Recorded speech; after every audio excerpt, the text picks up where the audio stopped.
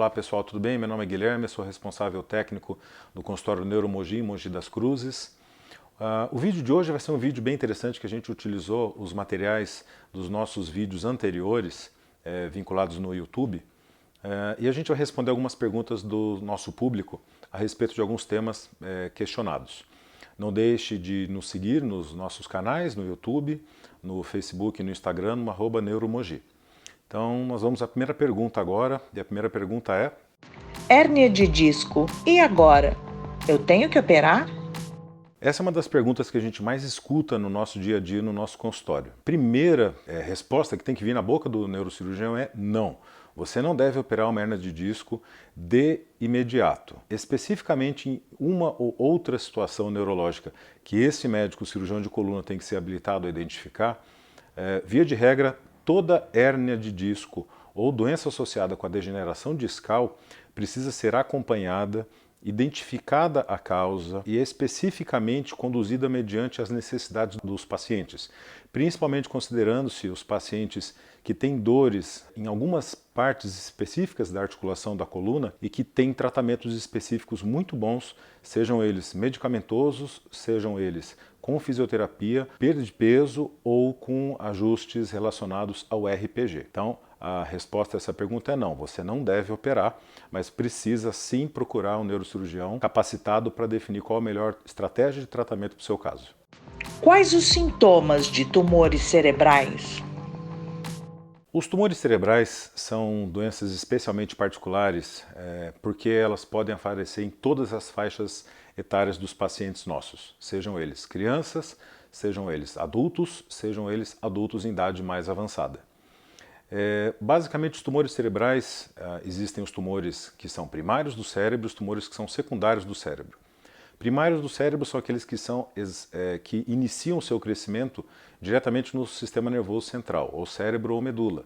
Então, esses podem acometer as crianças desde o nascimento, adultos na faixa mais produtiva da vida, em torno de 20, 30, 40 anos, e nos pacientes acima de 55, 60 anos, sempre tem que ser consideradas as possibilidades de um tumor cerebral ser secundário, ou seja, ele está em algum lugar do corpo e foi para o tecido cerebral, foi para a medula. Esses são os ditos tumores cerebrais secundários. Dentre essas situações, a gente precisa entender que numa situação de início dos sintomas, o primeiro sintoma é o sintoma que vai mostrar a compressão do tecido cerebral, determinando ou forte dor de cabeça de maneira não habitual, ou até um episódio associado de dor de cabeça, mais vômitos, ou eventualmente associado com perda de consciência, ou infelizmente associado com um dos sintomas mais comuns que tem, que é a crise convulsiva.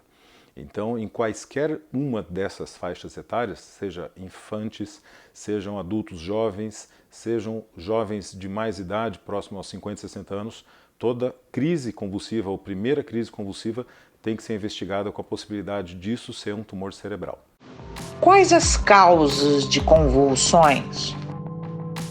As convulsões nada mais são do que um descompasso, um funcionamento alterado do tecido cerebral anormal quando dentro de um tecido cerebral que já tem uma organização propriamente dita e funcionante. Isso faz com que algumas áreas da cabeça possam atuar de maneira não sincronizada e o paciente começa a fazer uma despolarização, ou seja, determinar descargas elétricas que fazem com que, não ordenadamente, o paciente possa ter as crises convulsivas.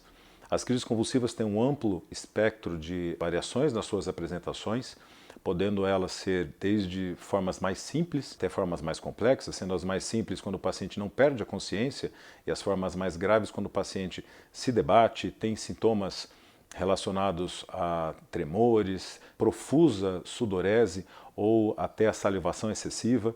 Então, são situações que os pacientes, num primeiro momento, vão fazer coisas que nunca fizeram anteriormente. As convulsões, em princípio, precisam ser investigadas claramente, principalmente quanto à possibilidade de outras doenças mais sérias, que não apenas uma epilepsia simples, ou seja, caracterizando as epilepsias simples como doenças que estão associadas à normalidade do tecido cerebral na sua forma, mas no funcionamento com alguma incoordenação. Lembrando que as convulsões podem ser uma manifestação de um evento cerebral acontecendo naquele momento.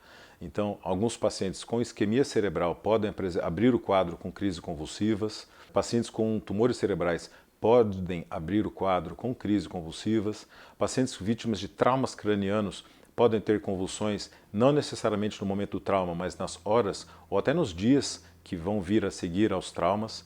Então, basicamente, as convulsões mostram alguma situação em que o cérebro está sobre uma situação de funcionamento anormal. Bom, pessoal, esperamos que vocês tenham curtido nossas explanações a respeito de vários temas.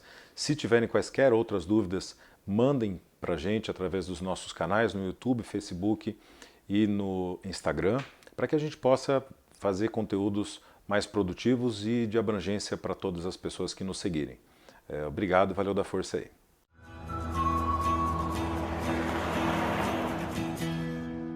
Clínica de Neurocirurgia e Cirurgia Minimamente Invasiva, Neuromogi. Médico especialista responsável, Dr. Guilherme Prado.